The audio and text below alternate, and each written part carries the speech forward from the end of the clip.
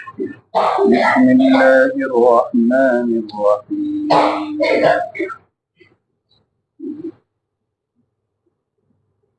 يا أيها الذين آمنوا كتب عليكم القصاص في القتلى الحر بالحر والعبد بالعبد والأنثى بالأنثى فمن عفي له من أخيه شيء فاتباع بالمعروف وأداء إليه بإحسان ذلك تخفيف من ربكم ورحمة فمن اعتدى بعد ذلك فله عذاب أليم. ولكم في القصاص حياة يا أولي الألباب لعلكم تتقون. كتب عليكم إذا حضر أحدكم الموت إن ترك خيرا الوصية للوالدين والأقربين بالمعروف حقا على المتقين. فمن بدله بعدما سمعه فإنما إثمه على الذين يبدلونه إن الله سميع عليم. فمن خاف من موص جنفا أو إثما فأصلح بينهم فلا إثم عليه إن الله غفور رحيم.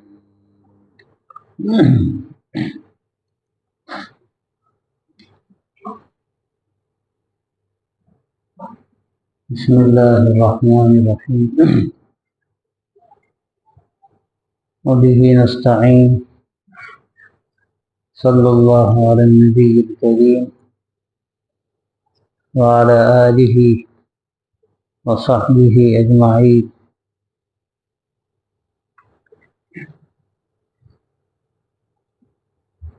أعوذ بالله من الشيطان الرجيم. يا أيها الذين آمنوا كتب عليكم القصاص في القتلى الحر بالحر والعبد بالعبد والأنثى بالأنثى ومن عفي له من أخيه شيء فاتباع بالمعروف وأداء إليه بإحسان ذلك تخفيف من ربكم ورحمة فمن اعتدى بعد ذلك فله عذاب أليم. اے ایمان والو، تم پر مقتولین کے سلسلے میں قصاص طے کیا گیا ہے،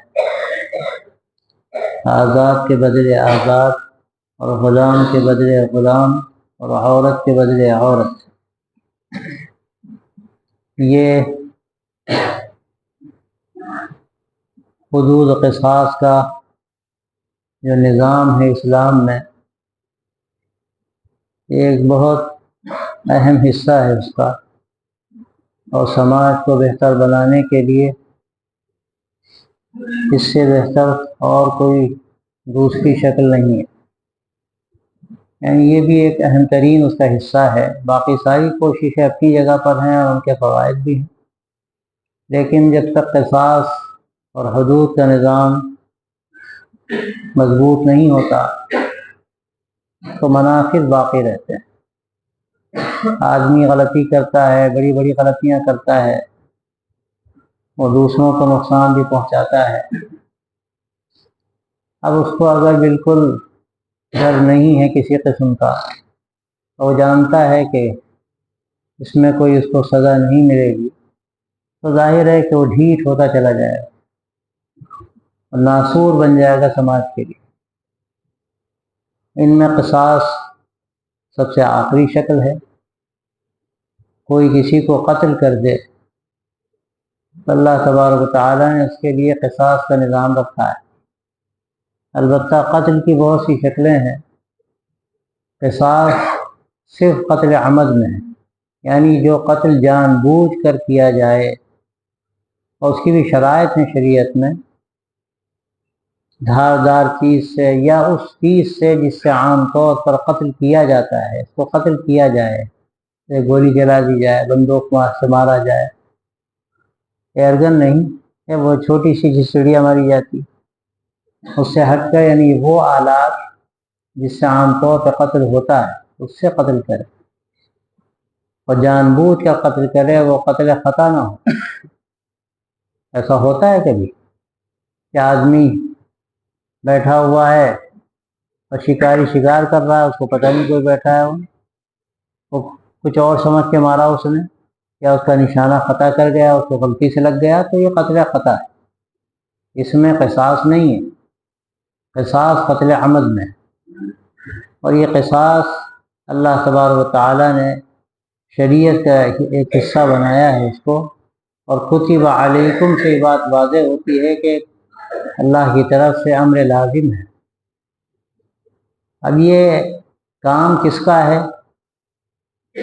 یہ اگر غور کیا جائے تو صاف معلوم ہوتا ہے کہ یہ کام افراد کا نہیں ہے، فرد کا نہیں، یہ کام اسلامی حکومت کا ہے، اور یہاں پر جو حکم دیا جا رہا ہے یہ فرض کر کے ہی دیا جا رہا ہے کہ اسلامی نظام قائم ہے اور اسلامی شریعت کا اجرا ہو رہا ہے، حدود نافذ کیے جا سکتے ہیں، تو یہ حکم دیا جا رہا ہے، اور یہ حکم اصلاً جو ذمہ داران حکومت ہیں ان کو دیا جا رہا ہے کہ اگر کوئی جان بوجھ کے قتل کر دیتا ہے تو تم پر لازم ہے کہ اس سے قصاص لیا جائے۔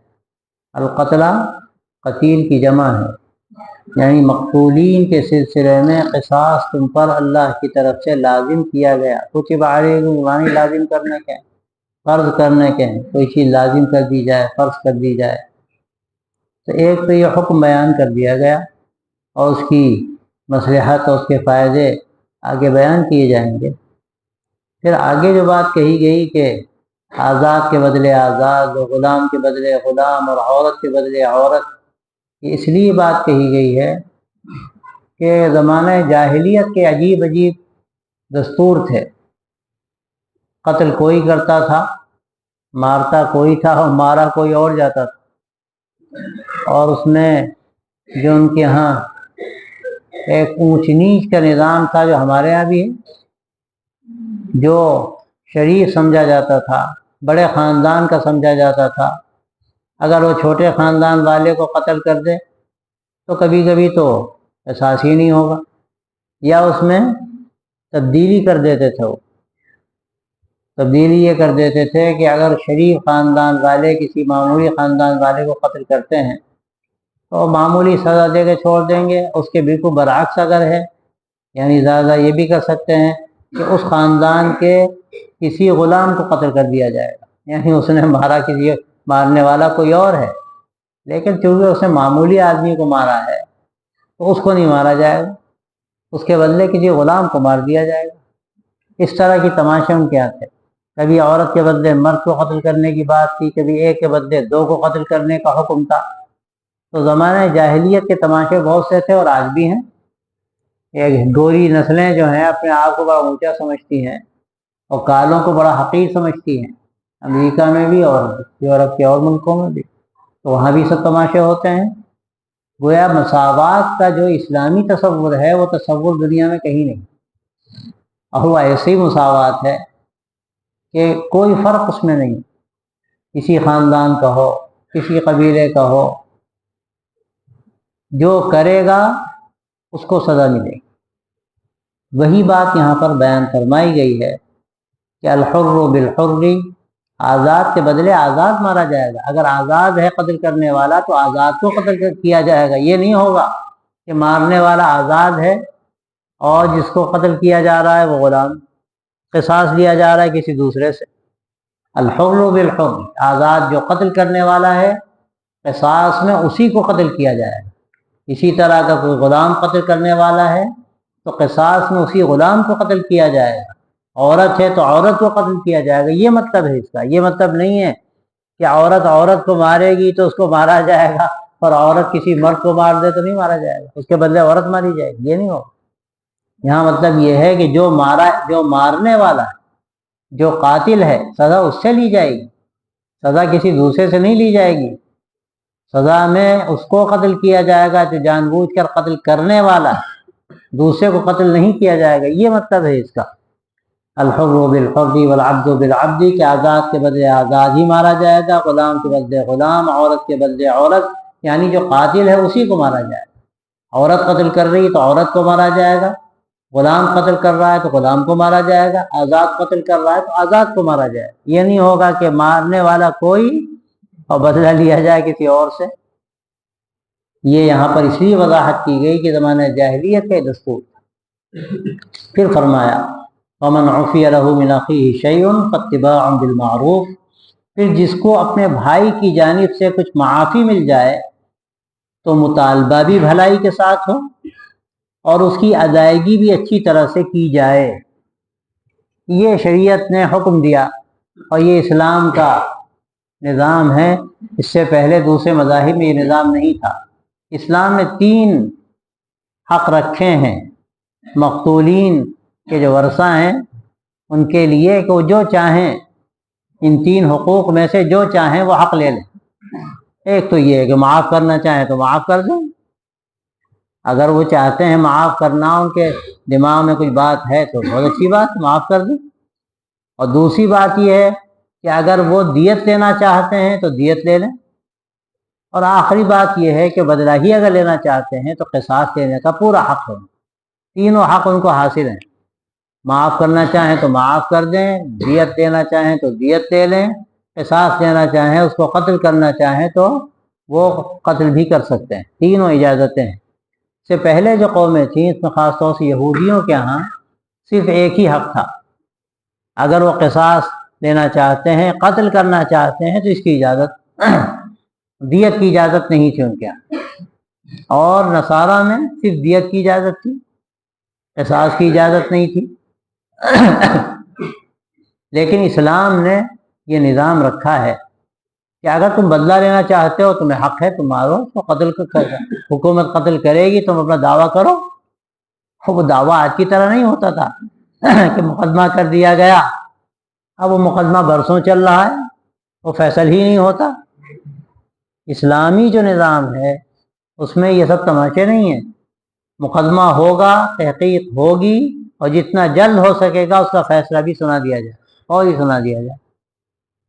تو یہ اجازت ہے، تم قتل کرنا چاہو قتل کرو۔ اور دوسرا مرحلہ یہ ہے کہ اگر وہ دیت لینا چاہتا ہے، جو مقتول کے ورثہ ہیں وہ دیت لینا چاہتے ہیں تو بہت اچھی بات ہے، تم دیت دے دو۔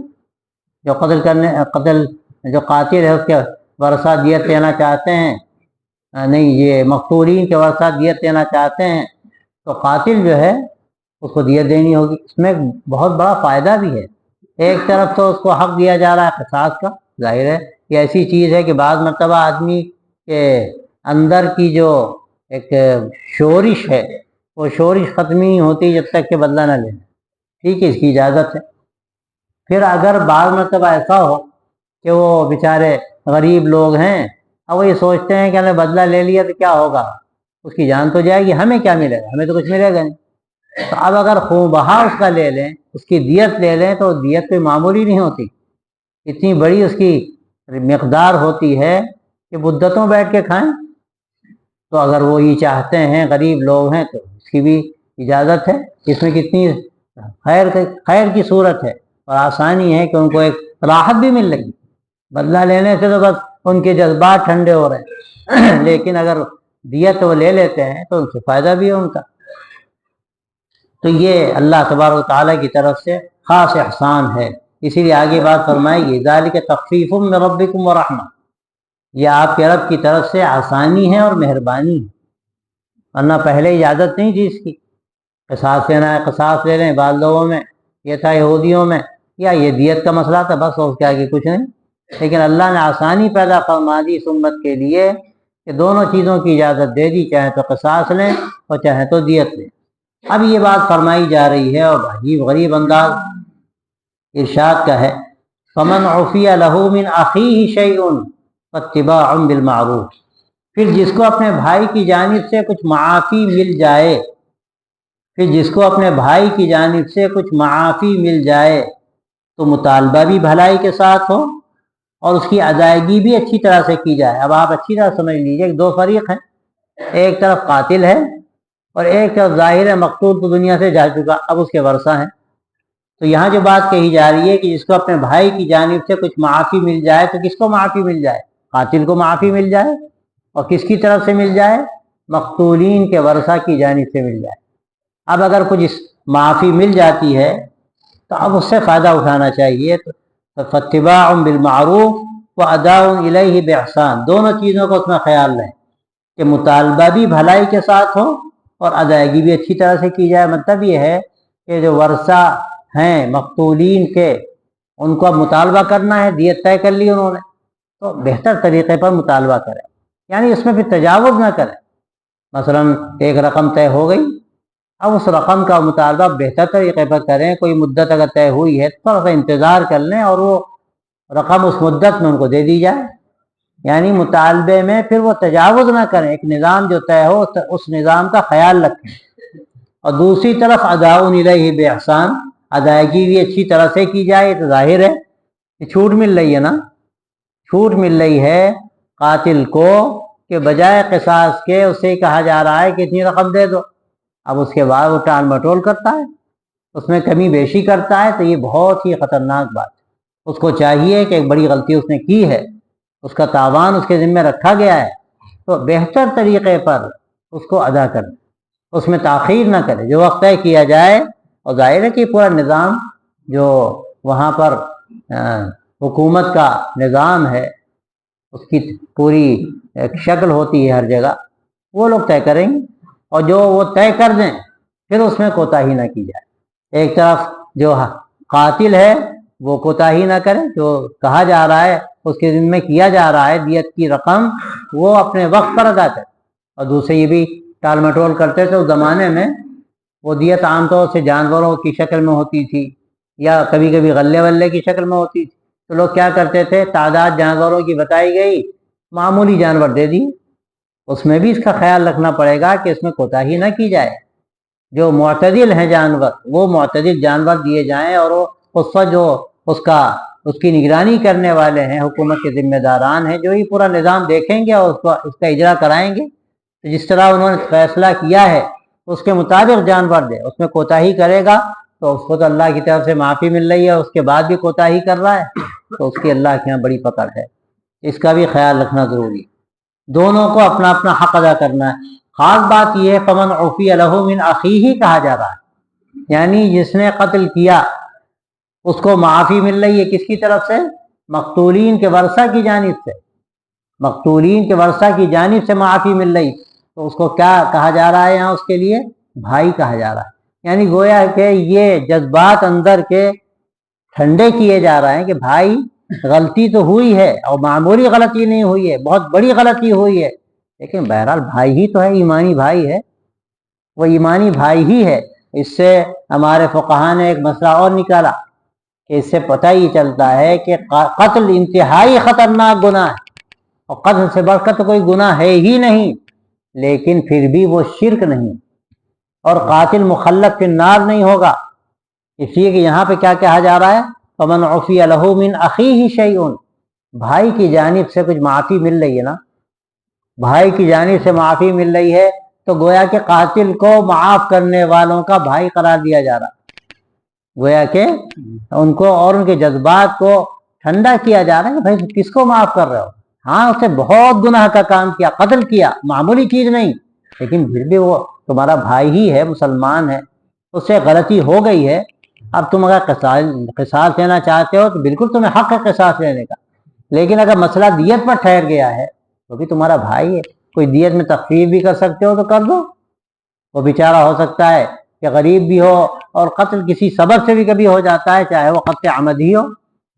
تو ایسا ماحول بنایا جا رہا ہے کہ یہ جو زمانہ جاہلیت کا دستور تھا کہ کسی نے کسی کو قتل کر دیا تو وہ فرض عین سمجھا جاتا تھا کہ اس قبیلے سے بدلہ لیا جائے. وہ مسئلہ قاتل کا نہیں ہوتا تھا, مسئلہ قبیلے کا ہوتا تھا.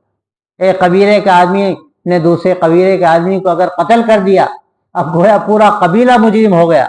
اب یہ جو مقتول کا قبیلہ ہے یہ سمجھتا تھا کہ جب تک ہم اس قبیلے کے کسی بھی فرد کو مار نہیں دیں گے اس وقت تک ہم چین سے نہیں بیٹھ سکتے, یہ ہمارا فرض اولین ہے. نتیجہ کیا ہوتا تھا؟ انہوں نے ان کو مار دیا, انہوں نے پھر ان کے کسی آدمی کو مار دیا, انہوں نے پھر بدلہ لیا اور ان کے کسی آدمی کو مار دیا. 40 سال جنگیں چلتی تھیں اور سینکڑوں لوگ مارے جاتے تھے ایک قتل کے نتیجے. اسلام نے آ کر معاملہ صاف کر دیا کہ تم لوگ یہ تماشا کر رہے ہو, آپس میں لڑ رہے ہو, ایک دوسرے کو قتل کر رہے ہو اور ایک پر ایک قتل ہو رہا ہے. اور تو کرو تم کیا کر رہے ہو. اگر تمہیں قتل کرنا ہے تو جو قاتل ہے قاتل کو قصاص میں تم قتل کر سکتے ہو, لیکن یہ بھی تو سوچو ابھی تو مسلمان بھائی ہے تمہارا, ٹھیک ہے دیت دینا چاہتے ہو دیت دے لو, لیکن تجاوز نہیں کر سکتے. تو حدود میں رہنا تمہارے لیے ضروری ہے, اور یہ حدود میں رہنے کی تعلیم دونوں طرف ہے, ادھر بھی ہے ادھر بھی ہے. جو بدلہ لینا چاہتے ہیں ان کو بھی حدود میں رہنا چاہیے, اور جس نے غلطی کی ہے اس سے اگر بدلہ لیا جا رہا ہے اس کو بھی سمجھنا چاہیے کہ ہم نے غلطی کی ہے تو بدلہ تو لیا جائے گا. اب اس کے بعد پھر اگر انتقامی جذبہ اس کے ورثہ میں پیدا ہوتا ہے اور پھر ایک لامتناہی سلسلہ شروع ہو جائے قتل کا, تب تو تماشا ہو جائے. اس لیے یہ بھی تلقین کی جا رہی ہے کہ دیکھو تم لوگ آپس میں بھائی بھائی ہو, تمہیں اس کا خیال رکھنا چاہیے کہ اگر ایک غلطی ہوئی ہے تو اب یہ غلطی دہرائی نہ جائے. قاتل سے قصاص لیا جائے اپنی جگہ ٹھیک ہے, اگر دیت دینی ہے دیت دے لو, لیکن یہ نہیں کہ اب اس کے قبیلے کے کسی آدمی کو پکڑ کے مار دو. یہ غلطی مت کرو, بھائی ہیں, وہ قبیلہ بھی تمہارا بھائی ہے.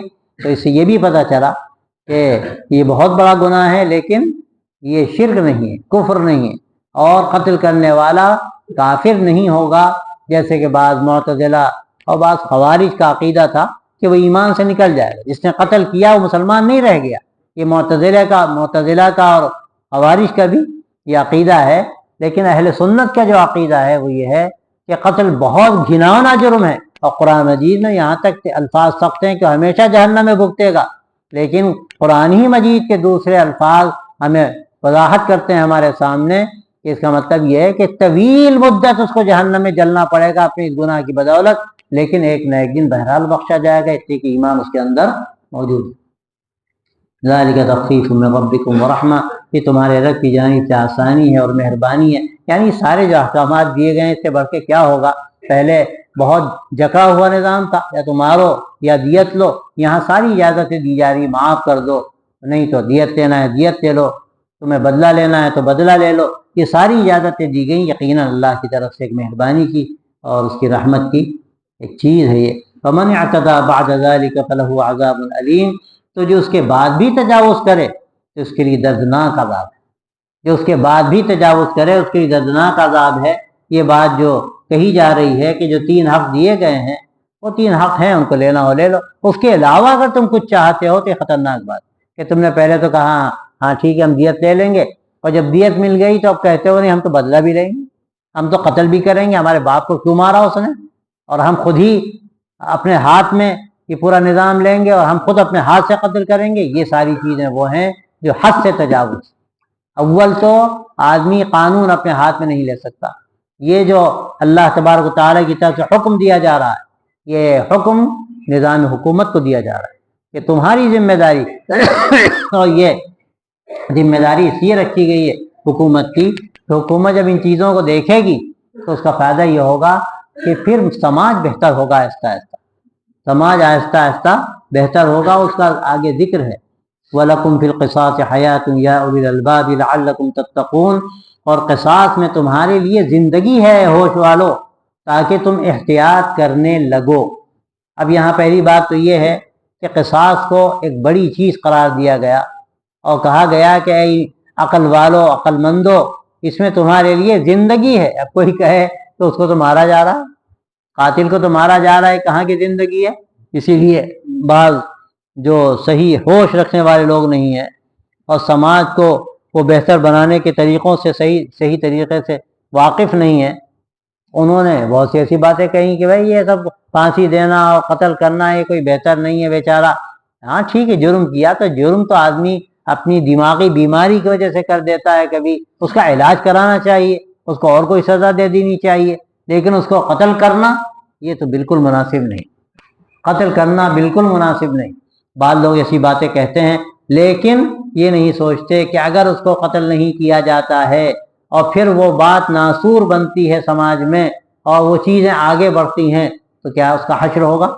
एक नहीं 50 कत्ल होंगे, एक नहीं 50 कत्ल होंगे। लेकिन अगर कातिल को कत्ल किया जाता है क़िसास में, तो वहां पर गोया के एक दीवार खड़ी हो जाती, एक ऐसी हद कायम हो जाती है कि उसके बाद मामला ठंडा हो जाता है, फिर बात आगे नहीं बढ़ती। लेकिन शर्त यही है कि जो तफसीलात बयान की गई उन तफसीलात के मुताबिक ये सारे काम अंजाम पाएं। तो इसलिए अल्लाह फरमाता है कि क़िसास में तो ऐ होश वालो तुम्हारे लिए एक तरह की जिंदगी है।